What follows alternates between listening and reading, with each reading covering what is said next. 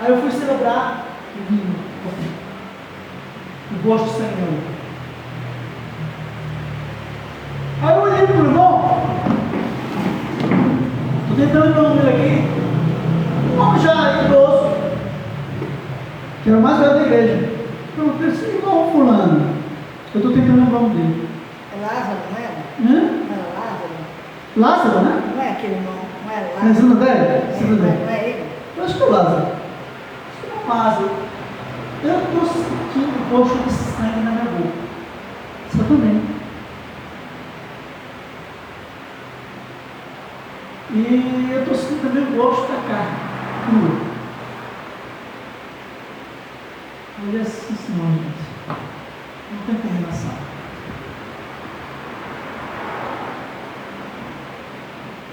A ceia simboliza o corpo de Cristo e o sangue. É um símbolo. Mas pela fé, você passa a fazer parte do corpo e do sangue de Jesus. Do corpo, literalmente. O seu corpo e o de Cristo passa a ser um. Literalmente. E a aliança é de sangue. E uma vez que a aliança é de sangue, o sangue de Cristo está sobre você. Literalmente. Nós fomos comprados com um preço de sangue. Literalmente. Não sobrou nada, foi até uma gota, saiu água. Depois que o soldado enfiou a lança, saiu sangue e depois água. Quer dizer, não sobrou uma gota de sangue. Nós fomos comprados com sangue. Portanto, não tem para onde correr. Por mais que queiramos negar, não tem para onde correr. O sangue de Cristo está em nossas veias. Portanto, não podemos brincar em serviço. E como é a semana de ceia, já faz alguns dias, estava preparando o dia da ceia semana passada. Aí eu disse, olha, tem um irmão que está em viagem. Eu vou continuar me consagrando, buscando a Deus, vou esperar chegar de viagem e vou tomar a ceia com ele. Sei, né?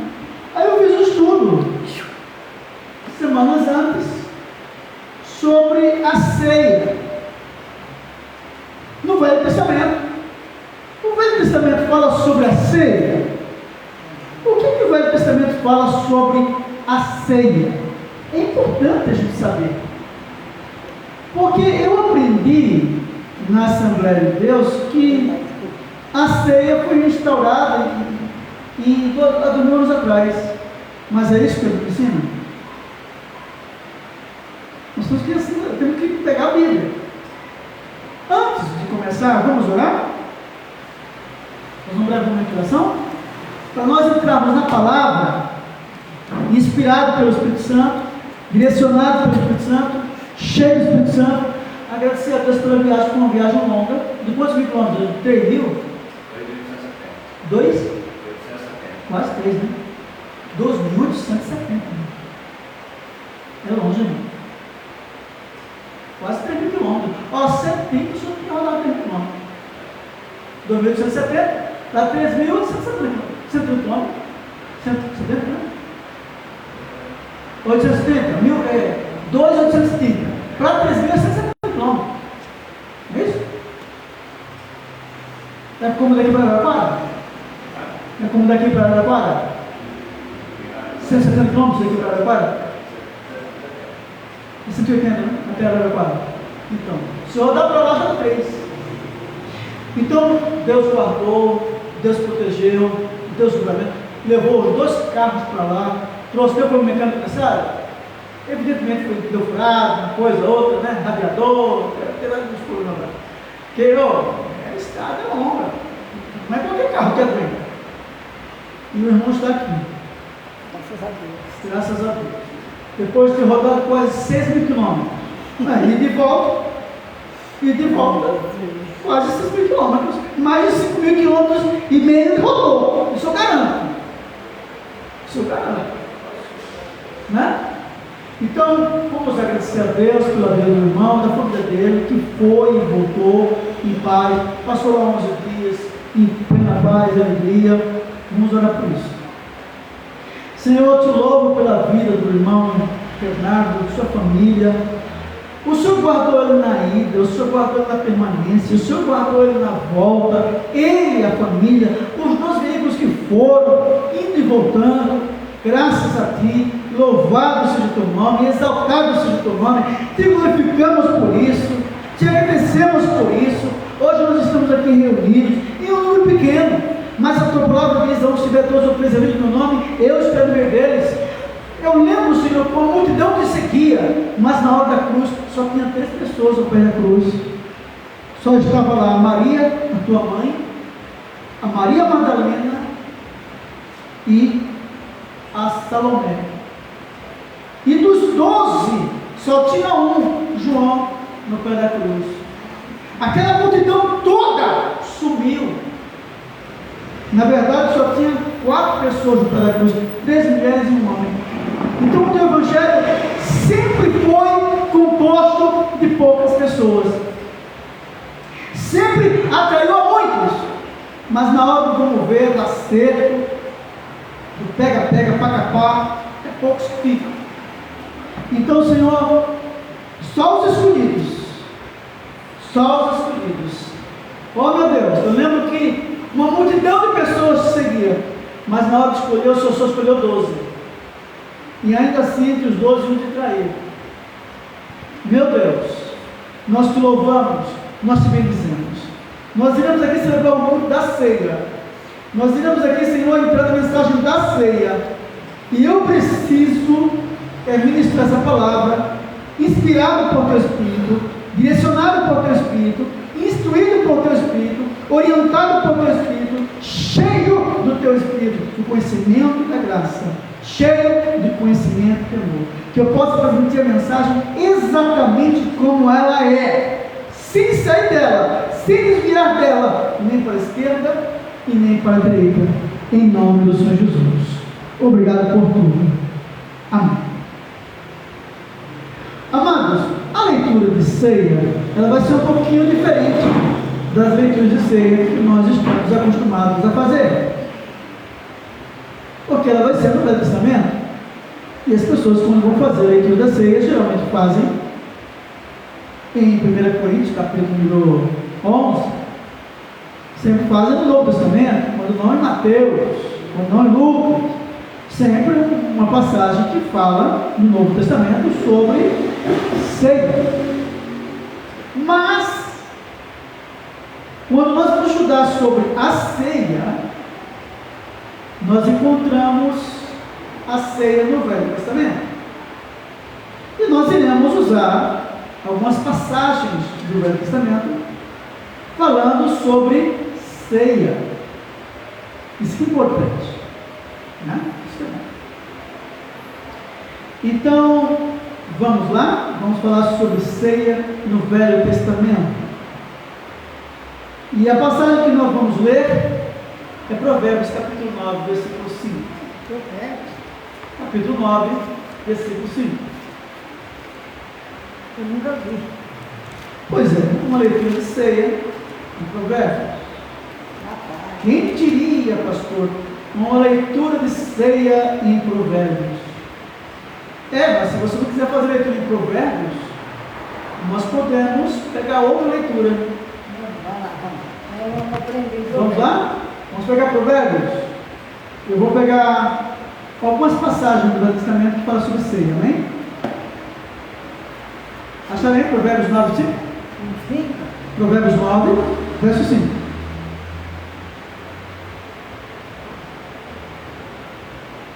Amém? Amém. Eu vou colocar aqui no fundo.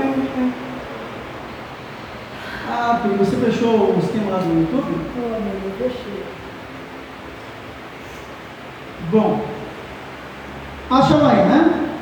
Provérbios 9, verso 5. A leitura de Provérbios 9, verso 5 diz assim: só um pouquinho, amados, não por reverência a mim, mas por reverência à palavra. Em Provérbios 9, verso 5, diz assim: vinde, comei do meu pão e bebei do vinho que tenho misturado. Amém? Pode sentar. O que é isso aqui? O que é isso aqui? Provérbios. O que é isso aqui? Santa Ceia. Vinde, comei do meu pão. Não é do pão dos homens, não é do pão da terra, é do pão do céu. Bebei do vinho que tem misturado. Ele misturou com o quê? Com o sangue dele. É por isso que às vezes as pessoas tomam ceia e sentem o gosto de sangue na boca. Não porque o suco da uva realmente é o sangue de Cristo, é a transubstanciação, como fala a Igreja Católica. Olha, eu particularmente não concordo com a doutrina da transubstanciação. Porém, pela fé, quando nós cremos que o cálice simboliza o sangue de Cristo, a aliança de Cristo, uma aliança de sangue conosco, dependendo da fé do irmão que está tomando o cálice, da irmã que está tomando o cálice, vão sentir o gosto do sangue em sua boca. Você tira e queda. Não tem para onde correr, a coisa é real. Não tem, irmãos, é isso mesmo. Ainda, em Deuteronômio 29, verso 6, em Deuteronômio 29, verso 6, pão não comestes, e vinho e bebida forte não bebestes, para que soubesses que eu sou o Senhor vosso Deus. Aqui mostra o povo de Israel numa ocasião fora da comunhão com Deus. E por que estava fora da comunhão com Deus? Porque não estavam mais tendo graça e condição de comer o pão sem fermento e o vinho. O vinho. Em Juízes capítulo 19, verso 19, diz assim: todavia, temos palha e pasto para os nossos jumentos, e também pão e vinho para mim, para a tua serva, para o moço que vem com os teus servos, de coisa alguma a falta. O que aqui o personagem em Juízes 19 está querendo dizer? Podemos celebrar a ceia. A Santa Ceia, ela é anunciada, comemorada, celebrada, não é de hoje, é há mais de 4.000 anos. Esse dia eu estou no controle. Mais de 4.000 anos, não começou ontem, não começou há 2.000 anos, começou há mais de 4.000 anos antes de Cristo. Nós encontramos em Gênesis capítulo número 14, que eu sempre leio aqui com vocês. Essa leitura eu tenho feito aqui várias vezes. Em Gênesis capítulo número 14, versículo número 18 ao 20, diz assim, e Melquisedeque, rei de Salém, trouxe pão e vinho, e era este sacerdote do Deus Altíssimo, e abençoou e disse: bendito seja Abrão pelo Deus Altíssimo, possuidor dos céus e da terra, e bendito seja o Deus Altíssimo, que entregou os teus inimigos nas tuas mãos. E Abraão deu o dízimo de tudo. Abraão dá o dízimo de tudo, na ocasião da ceia. Agora, quando viveu Abraão? Quando você pega a cronologia bíblica de Gênesis capítulo número 5 e Gênesis capítulo número 11, você pega as duas genealogias, Gênesis 5 e Gênesis 11, e faz a contabilidade da genealogia, a cronologia. Você começa a fazer a contabilidade, você vai ver que Abraão nasceu em 1948 a.C. 1948 a.C. Agora presta atenção. 1948, Depois de Cristo, surge o Estado de Israel. Está pegando? 1948, antes de Cristo, nasce Abraão. 1948, depois de Cristo, surge a nação de Israel. No mundo moderno. No mundo moderno, porque já existia. Só que tinha sido dispersa. Já tinha sido destruída. Então você vê aí, 1948 para jogar. Agora preste atenção. Pouco depois de Abraão ter participado do corpo e do sangue de Cristo, Sodoma e Gomorra é destruída por fogo. Pouco depois de Abraão participar da ceia com Melquisedeque, Sodoma e Gomorra, os reinos que ele havia se aliado para tirar o lodo lá de dentro, pega fogo, desce fogo do céu sobre Sodoma e Gomorra. Cerca de 100 anos depois. Está pegando? Aí você diz, o que isso tem a ver com os dias de hoje? Tudo. É porque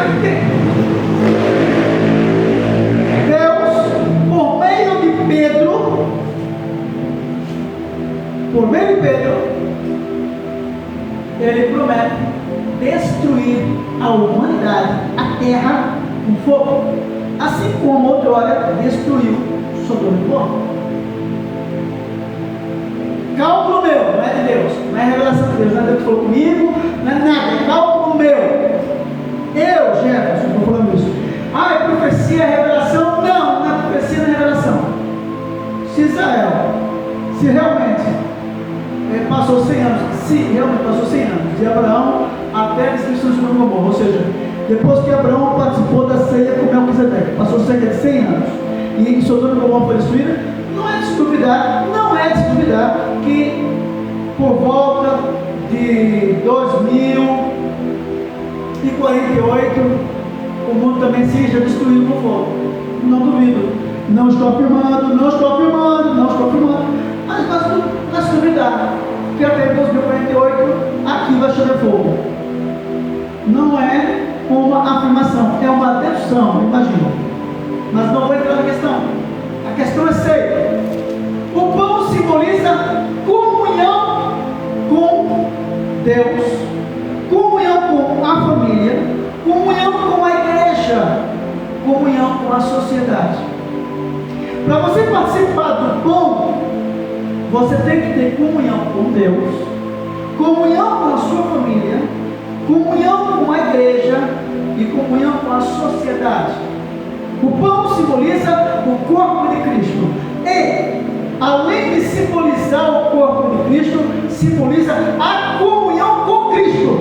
Só é possível fazer parte do corpo de Cristo em comunhão com Cristo, em comunhão com a família, em comunhão com Deus, em comunhão com a igreja e em comunhão com a sociedade.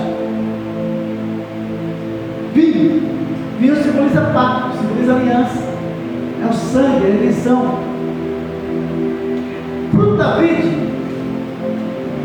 Existem dois tipos de vinhos na Bíblia: o vinho fermentado e o vinho não fermentado. O vinho da ceia é o vinho geralmente não fermentado. É o próprio Cristo que mistura ele. Pastor, a Igreja Católica faz uma espécie de culto de ceia todos os dias, todas as missas. Em algumas denominações raríssimas fazem a ceia uma vez por semana.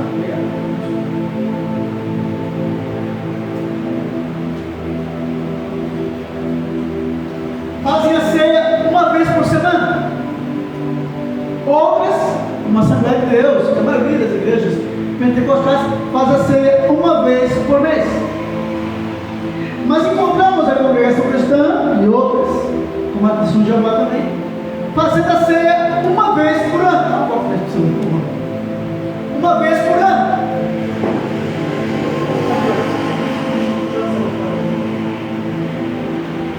Uma vez por ano.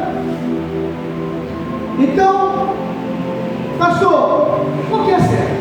A ceia, uma vez por todos os dias, uma vez por semana, uma vez por mês, uma vez por ano. Por que está certo? Todas estão certas. Todas estão certas. Agora você tem que participar de cada uma delas de maneira correta, santa, consagrada, dedicada, devota, limpa. Como nem todo dia você está pronto para isso, porque temos percalços, altos. Então geralmente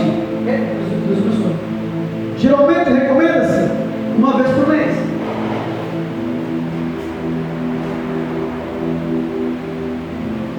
Uma vez por ano não é recomendado. Por quê? Porque é muito longo o período. É muito longo. É muito demorado. E a ceia é alimento. É alimento para a alma. Existem testemunhos de pessoas que participaram da ceia e foram curadas de enfermidades graves, até de câncer. Existem relatos na internet, divulgações sobre isso.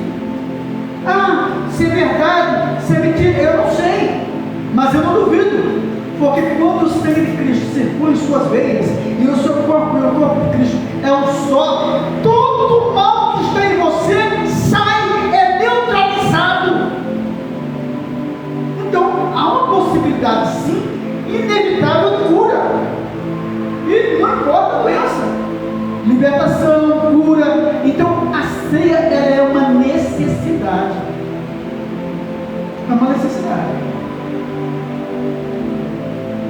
No livro de Neemias, capítulo número 5, versículo número 15, diz assim: mas os primeiros governadores que foram antes de mim oprimiram o povo e tomaram-lhe pão e vinho, e além disso 40 ciclos de prata, como também os seus servos dominavam sobre o povo. Porém eu assim não fiz, por causa do temor de Deus. Aqui está falando de uma ocasião em que Israel, sendo oprimida por outras nações, os governos dessas nações opressoras tomaram pão e vinho de Israel, para que Israel não pudesse fazer aliança com Deus e vencê-los. Está pegando o negócio aí, não? Quando você não participa da ceia, você fica fraco, física e espiritualmente.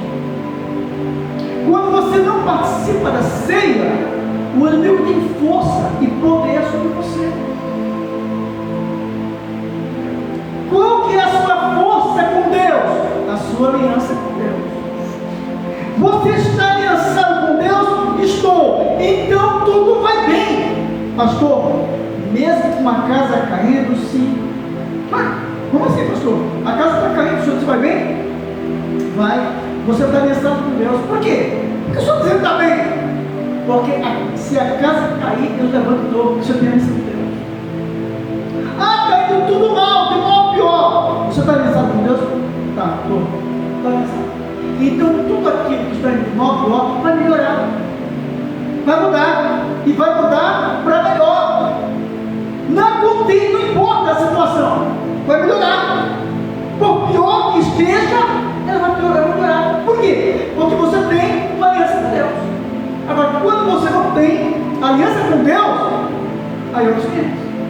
Mesmo que tudo esteja bem, vai piorar. Por quê? Porque você não tem aliança com Deus. Mesmo que tudo esteja perfeitamente bem, aparentemente bem, tudo em paz e correto, e santo gozo, sem pacto, sem aliança com Deus, uma hora ou outra a casa vai cair. Então, é por isso que é essencial.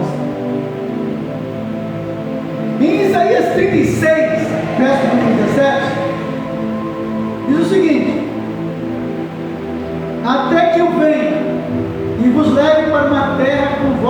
terra, como a vossa terra, terra de trigo e mosto, terra de pão e de vinhas. Isaías 36, verso 17. Presta atenção. Até que eu venha, é uma breve alusão à volta de Cristo. E vos leve para uma terra como a vossa, terra de trigo e de mosto, terra de pão e de vinhas.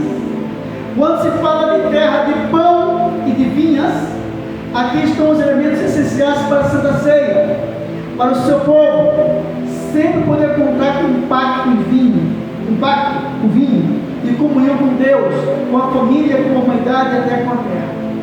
Presta atenção. Senaqueribe, por meio do seu mensageiro Rabzeque, ele procura intimidar o povo de Israel e faz promessas falsas para o povo de Israel. Procura iludir Israel. E na medida que ele procura iludir Israel, ele promete tirar o povo de Israel lá de dentro, da terra que tem pão e vinhas, e levar para uma terra estranha, aonde tem a trigo, mosto, mas principalmente trigo para fazer pão e vinhas para que eles possam fazer o suco da uva. Ou seja, para que eles possam manter a sua aliança, o seu pacto com Deus. Todas as nações na antiguidade sabiam que o forte de Israel, a força de Israel, a salvação de Israel, o poder de Israel, a arma secreta de Israel era o seu pacto, a sua aliança com Deus. Israel abriu o mar vermelho, viu o mar vermelho se abrir, e vários exércitos foram derrotados em seguida, graças a uma aliança que Israel tinha com Deus. E essa aliança, ela era firmada não no cumprimento da lei propriamente dito. Lógico que o cumprimento da lei é obediência, e sendo obediente, a obediência traz bênção, mas traz salvação. Como é que é o negócio, pastor? Eu posso ser obediente e não ser salvo? Sim. Como? Peraí, eu sou obediente e poderia não ser salvo? Porque mesmo que você cumpra a lei, você nunca vai cumprir a lei na integridade, na totalidade. Você sempre vai violar um mandamento aqui e ali. Então você vai precisar da graça, do perdão e da misericórdia de Deus. Da misericórdia de Deus. Não adianta, não tem problema. Porque um ou outro você vai violar. E violando um ou outro, você está quebrando toda a lei. Então, por mais obediente que você seja dentro da lei, alguns mandamentos aqui e ali você vai violar. Você vai violar um mandamento aqui e ali. Uma vez que você violar um mandamento aqui e ali, todos os mandamentos que você cumpriu vai se quebrar. Mas por quê? Porque você violou um ou outro. E você vai precisar da graça, do perdão, da misericórdia, do amor de Deus para lhe perdoar. Então, Rabzeque, o mensageiro do rei Senaqueribe, quando ele cerca Jerusalém, ele procura prometer para Jerusalém uma terra onde tenha trigo e onde tenha vinhas, para que eles possam colher o trigo, fazer o pão e colher as vinhas e fazer o suco da vinha e assim celebrar a ceia em seus lares. A ceia, ela era celebrada em muitos lares em Israel, em muitas comunidades em Israel, na antiguidade, isso há mais de 4.000 anos. Há mais de 4.000 anos. Mas não é somente Israel fazer isso. Melquisedeque, por ser um sumério, Melquisedeque, por não ser da tribo de Israel, Melquisedeque por ser um semita, Melquisedeque por ser um hebreu, não hebreu, acho que não, ele era um hebreu, meu Deus do céu. Será que Melquisedeque era um hebreu? Eu vou checar agora e vou verificar se Melquisedeque era um hebreu. Eu acho que ele era um hebreu, mas eu tenho que confirmar isso em Gênesis capítulo 11. Em Gênesis capítulo 11, nós temos uma genealogia.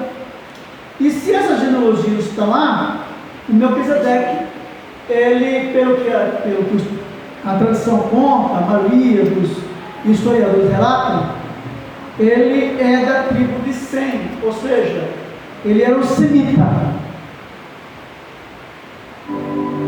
Então, assim, olha, ele não era um hebreu, hein?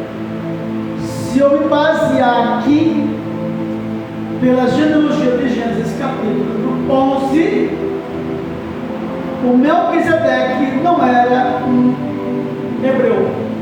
Ele veio antes dos hebreus, de acordo com a genealogia descrita em Gênesis capítulo 11. Bom, não sendo Melquisedeque hebreu, mas sendo ele servo de Deus Altíssimo, conforme lemos em Gênesis capítulo 14, entendemos que Melquisedeque tinha ciência da ceia. A ceia era de vital importância para ele e para o seu reino. O reino mantém-se de pé em comunhão, em pacto, em aliança com Deus. Um reino tem futuro com Deus. Uma família tem futuro com Deus. Um homem e uma mulher tem futuro com Deus. Porém, um homem e uma mulher sem Deus não tem futuro. Um reino sem Deus não tem futuro. Porque feliz a nação cujo Deus é o Senhor. É a nossa aliança com Deus que faz toda a diferença. É a aliança de Deus com Israel que assustava as nações. Então as nações procuravam corromper Israel, tirar Israel de comunhão com Deus para assim derrotá-los. Então o inimigo procura fazer o mesmo. Ele procura tirar a sua comunhão com Deus, quebrar a sua aliança com Deus para lhe derrotar. É estratégia. Eu tiro a aliança de Deus com fulano e destruo fulano. É assim que pensa Satanás. É assim que trabalha o reino das trevas. Então, a ceia, ela é uma peça fundamental desde a antiguidade, antes da nação de Israel existir. Quando Noé nesta arca, ele planta uma vinha. Para que Noé planta uma vinha? Para poder colher o vinho, o suco da uva e celebrar a ceia. A semente de trigo já estava na mão de Moisés, de Noé. Noé preservou a semente de trigo e a semente de vinhas na arca, para que quando ele descesse da arca, ele tivesse pão e vinho, para se manter a aliança com Deus. Mas de onde que Noé tirou a ideia de semear vinha apenas para se embriagar? Não, senhores, não. A ideia que Noé tinha de plantar vinha e de plantar trigo, a ideia que ele tinha era uma herança, ou seja, ele havia aprendido isso com quem? Com Matusalém.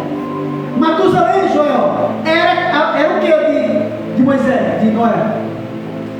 Matusalém? Matusalém era o que dele? Era parente? Era parente, então, mas que nível? Era o que? Tio? Avô. Avô. Eu achei que era tio. Era pai. Então ele era avô, Matusalém era avô de Noé. Lembrando que Matusalém era contemporâneo, ou seja, viveu na mesma época de Adão, ou seja, ele viveu com Adão cerca de 100 a 200 anos. Viveu com Adão, viu Adão face a face, como eu estou vendo você agora. E, ao mesmo tempo, ele viveu com Noé cerca de, não sei exatamente, mas eu creio que ele viveu mais de 100 anos com Noé. Então ele foi o intermediário entre Adão e Noé, Matusalém. Então quando a ceia, a ideia da ceia foi passada de Adão para Matusalém. E Matusalém passa a ideia para Noé. E Noé pega a arca, entra na arca, desce da arca e mantém. E passa para Abraão. E Abraão passa para Isaac. E Isaac passa para Jacó. Jacó passa para os seus filhos. E as 12 tribos reunidas passa para Moisés. E Moisés passa para toda a nação. E toda a nação passa para todo mundo. Então a ideia permaneceu. A ideia da ceia permanece até hoje. É importante que lembremos isso e que fiquemos atentos a isso. Olha o que aqui diz em Eclesiastes 9:7. Vai, pois, come com alegria o teu pão e bebe com o coração contente o teu vinho. Provérbio 9:7. Eclesiastes 9:7. Olha o que está aqui. Sabe, Salomão? Vai, pois, come com alegria o teu pão e bebe com o coração contente o teu vinho, pois já Deus se alegra das tuas obras. Isso aqui é ser. Sim ou não? Ele não poderia ter colocado no lugar do pão bolo ou qualquer outra coisa? No lugar de qualquer bebida, no lugar do vinho, ele não podia ter colocado uma laranjada? Não, mas ele colocou vinho. O que está aqui? O pão e o vinho. E o pão e o vinho é o símbolo do quê? Da Santa Ceia. Então, escreveu Salomão em Eclesiastes 9, verso 7. Vai, pois, come com alegria o teu pão e bebe com o coração contente o teu vinho. Sabe o que é isso? Santa Ceia. 1 Crônicas, capítulo 16, verso 3. 1 Crônicas, capítulo 16, verso 3, diz assim, ó. E repartiu a todos em Israel, tanto homens como mulheres, a cada um pão, um pedaço de carne e um frasco de vinho. Para que a carne? Para comer e se alimentar no caminho e sustentar-se, proteínas. E para que o pão e o vinho? Para manter a aliança com Deus durante a caminhada, durante a jornada. Então aqui está o alimento material, que é a carne, e está o alimento espiritual, que é o pão.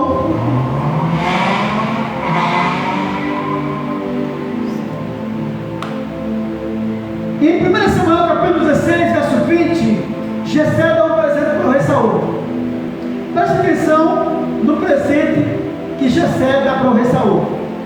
1 Samuel capítulo 16, 20. Repito, 1 Samuel 16, 20. Olha o presente de Jessé para Saul. Então tomou Jessé um jumento carregado de pão, e um modo de vinho, e um cabrito, e enviou a Saul pela mão de Davi, seu filho. 3 presentes. Quais são os 3 presentes? Pão, vinho e um cabrito. O cabrito simboliza o Cristo. O pão e o vinho. Precisa falar mais alguma coisa? Ceia. Ô Saul, lembra-se do Cristo, do Messias, do Mashiach. Lembra-te da tua aliança com Ele, para que reine e tenha paz e prosperidade e vitória. É isso. A mensagem implícita era essa. Em 2 Samuel, capítulo 6, 2 Samuel, capítulo 6, verso número 19, 2 Samuel 6, 19, diz o seguinte: repartiu todo o povo e toda a multidão de Israel, desde os homens até os bebês, cada um bolo de pão, um pedaço de carne e um frasco de vinho. Então repartiu todo o povo, cada um para a sua casa. Um pedaço de carne, o que era esse pedaço de carne? Um pedaço do cordeiro, um pedaço do cabrito. O que era o cabrito do cordeiro? Símbolo do Cristo. O que era o frasco de vinho? O que era o pão? A comunhão. Mantenham a comunhão com Deus. Lembre-se do Cristo. Nunca abandone o Cristo. Nunca saia da direção do Cristo. Nunca saia da palavra do Cristo. Nunca esqueça do Cristo. Nunca blasfeme por Ele. Nunca vire as costas por Ele. Mantenha a aliança e o trato com Ele. Esse é o recado. É o recado que está em 2 Samuel, capítulo 6, versículo 19. A ceia, ela está inserida de forma direta e indireta em toda a Bíblia, no Velho Testamento. Em 2 2 Reis, capítulo número 18, versículo 32. 2 Reis 18, 32, diz assim, ó, até que eu venha e vos leve para uma terra como a vossa, terra de trigo de mosto, terra de pão de vinhas, terra de ovelhas, terra de azeite e terra de mel. E assim que vereis e não morrereis, não deis ouvidos a Ezequias, porque vos incita, dizendo, o Senhor nos livrará. O que esse querido estava dizendo com ele, Rabzeque? Era o seguinte, olha, vocês terão oliveiras para ungir os profetas, para ungir os reis, vocês terão azeite e oliveiras, vocês terão mel para adoçar os alimentos, vocês terão pão para manter as vossas alianças com Deus, e terão vinhas, pão e vinha, porque o rei sabia, Senaqueribe sabia que o povo de Israel não queria quebrar, romper a sua aliança com Deus. Então presta atenção. Para terminar, para não enfadar, a ideia da ceia não começou hoje. A ideia da Santa Ceia, ela tem mais de 4.000 anos. Ela está pegando aí uns 6.000 anos. Eu estou me aprofundando nessa questão da ceia. Eu tenho uma leve impressão que os anjos participam da ceia, porque lá tem pão dos anjos. E se lá tem pão dos anjos, sabemos que lá também tem vinho do céu. Quando Paulo escreveu, não enchei-vos do mosto, ou seja, do vinho, aonde há pecado, mas enchei-vos do Espírito Santo, do vinho do Cristo, do vinho lá do céu. Se tem bodas lá do céu, e as bodas têm pão e vinho, então evidentemente os anjos devem participar de ceia antes da fundação do planeta Terra. Então quando começa a ceia? Começa quando os anjos são criados. Quando começou a ceia, Joel? Quando os anjos foram criados, os querubins foram criados, os arcanjos foram criados, os serafins foram criados. É ali que começou a ceia, possivelmente. Porque não somente o homem precisa de aliança com Deus, mas os anjos também precisam. Por que Satanás não tem perdão? Porque ele não tem mais acesso ao corpo de Cristo e ao seu família. Não tem mais acesso à aliança com Deus. Não tem mais comunhão com Cristo. E é por isso que ele está condenado. Entendeu aí a situação? Então a ceia existe há quanto tempo? Mais de 6.000 anos. Antes da criação dos céus e da terra. Na criação dos anjos. Na dispensação dos anjos. Priscila, pão e vinho.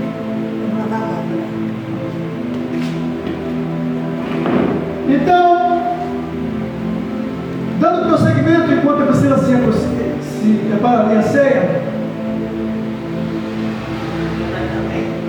A ceia, ela não é uma ideia nova. Quando Cristo vem há 2.000 anos atrás, ele restabelece a ceia, que tinha sido abandonada pela maioria do povo brasileiro, não por todo, mas pela maioria. Então, geralmente era celebrada pelo menos uma vez por ano, pelo menos uma vez por ano. E quando ela era celebrada? Ela era celebrada justamente na ocasião da Páscoa. Você sabia que Judas, ele participou do culto da ceia, mas ele não participou da ceia? Sabe disso? Participar do culto da ceia é uma coisa, e participar da ceia é outra. Então Judas Iscariotes, ele participou do culto da ceia. Nós temos que provar que ele participou do culto da ceia, mas não temos como provar que ele participou do pão e do vinho. Porque durante a ceia, ou seja, a celebração da Páscoa, o Judas não passou de largo em direção a Cristo. O Judas passou de largo em ordem contrária, em direção a Faraó. Ao invés de pular em direção a Cristo, sair da escravidão para a liberdade, que é Cristo, ele pulou da liberdade, que é Cristo, da salvação, que é Cristo, ele pulou para o mundo, ele pulou para Faraó. Essa é a impressão que se dá. E ele participou da Páscoa de maneira inversa. Ele saltou largo para bem longe de Cristo. Ele saltou largo, ele passou além do Cristo, ele afastou-se de Cristo e logo ele partiu para o suicídio. Porque esse é o destino de todo aquele que salta além de Cristo. É o destino de todo aquele que deixa Cristo de lado e prossegue a sua vida por conta. Então, queridos, que o Eterno continue vos abençoando, direcionando vossos passos, direcionando as vossas vidas, guardando vocês de todo mal, livrando de todo embaraço. Vamos para a ceia? A mensagem encerra por aqui, nós vamos para a ceia.